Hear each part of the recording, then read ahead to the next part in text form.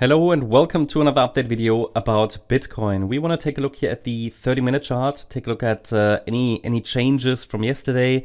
But unfortunately, there isn't much really to talk about. We just need a break out of the local range. We seem to be a little bit in no man's land at the moment, given that we are still holding above support, but we also haven't really broken out in an impulsive way above yesterday's high. So the market continues to be, let's say, very undecided. I mentioned that yesterday no major decisions have been taken yesterday because we've just been moving sideways, right? I mean, what are we dealing with here?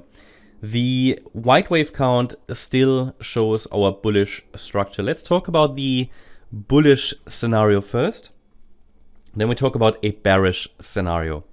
And then the pivot in between. What are the key levels that allow us to understand which one is currently in control? At the moment, I would say the white wave count is leading, but it might mean we are testing the orange box again. And in the white scenario, we're dealing with a diagonal pattern. Again, if you know about Elliott Wave, then you know that you cannot trust diagonal patterns. Why is that? Because diagonal patterns, they consist of corrective structures in the sub-waves, which means wave 1 here was a corrective rally. Wave 2 is a corrective pullback. Wave 3 is corrective, which means it consists of an A wave, a B wave, and a C wave. And then the wave 4 and 5 as well would be corrective. The B wave might still be unfolding. And B waves are the most difficult waves to forecast and to trade. And the C wave could easily be an ending diagonal in itself, because the structure from yesterday's low either suggests that wave B is still unfolding in the white scenario. Okay, could also be something more bearish, but let's first talk about the white count. Or if the C wave of the third wave has started, the C wave is an ending diagonal, which means, again, we have even more uncertainty, because then within a diagonal, we're dealing only with corrective structures. That's why I highlighted to you yesterday the micro count here is my best guess. It hasn't changed at all because really the market didn't make any further decisions. We've just been moving sideways. Corrective price action back to back. Could even be that some kind of a triangle pattern is unfolding here, maybe in this B wave. I mean, that is an option, but it's just not reliable. So I think it's best to wait for clear signals of the market. But beware that in this scenario, the third wave should get to 66,880 or higher, because this is the minimum, let's call it the minimum target for a third wave. And then we should still get another 4-5 pattern. It's very important that I highlight this once more. Sometimes people have selective hearing. There is no confirmed low on the 5th of August until we get all 5 waves to minimally 69,260. So I haven't predicted any low. I haven't called a low. We could easily still see another low. Okay, and that means that's our bearish count then. However, I'm tracking the bullish case as leading wave count as long as we're holding above the red line, which is the 54,600 level. Because we're holding above support and we want to give the bulls a chance after this strong sell-off. The problem is the structure isn't very promising, but it allows us to track it, allows us to trade it. Still though, it means we have to be on the side of caution. But very important, there is no confirmed low, and confirmation isn't even certainty, but there is no confirmed low until we get all these 5 waves. Markets are always flowing, right? So it's all about, we're always swimming in a sea of probabilities. That's always changing.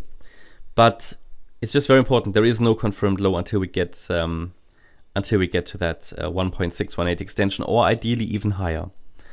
On the way to that level, we have key support levels to watch. So the orange support region, which has supported the price already, is defined between 58,557 and 56,284.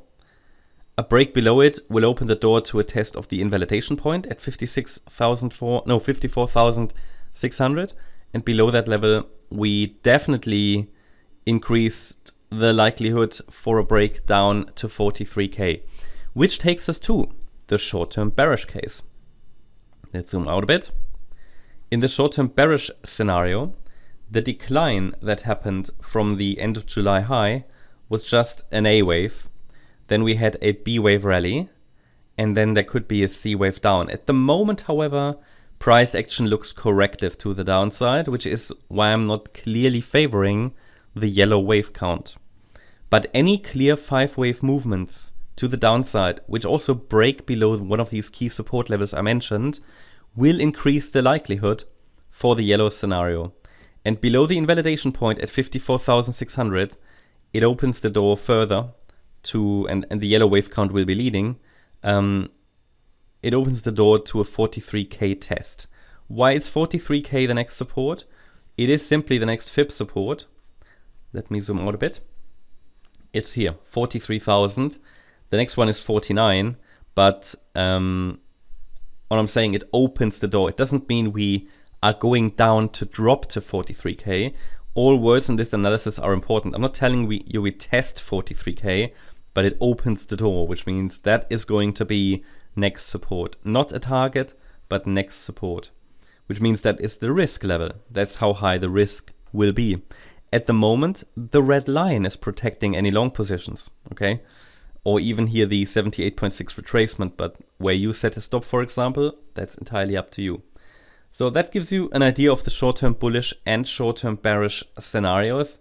In the very short term, if we say that maybe the third wave to the upside is unfolding in the white count and wave C has started, you see the rally from yesterday's low was only in 3 waves. So I call that, maybe wave 1 in a diagonal. Then we had here a possible wave 2. And this would be an A. Okay, maybe the B wave is a triangle and then a C wave up. But I can tell you already, the idea of a triangle is very unreliable. If we see an upside breakout, and especially a break above the high from yesterday at 60,700, that would be the next target for the bulls, by the way, then it should send us higher in wave C of 3. Here on the smaller time frame, then another 4-5 to complete the larger wave C, and so on. But those are the levels, that we have to be watching for today. Overall, at the moment, just sideways action. There's no sign the bulls have turned up yet. But in terms of micro support, we should have some support here again around 58,557. That's not such an important level, however, but it's where we found support yesterday, just when we consider the micro level. That's the update about Bitcoin. Hope you liked the update. If you did, please hit the like button, leave a comment, and subscribe. And if you really like the content, then please check out the channel membership. Also, make sure that you follow us on Instagram and Twitter for additional content. Thanks a lot for watching. Bye-bye.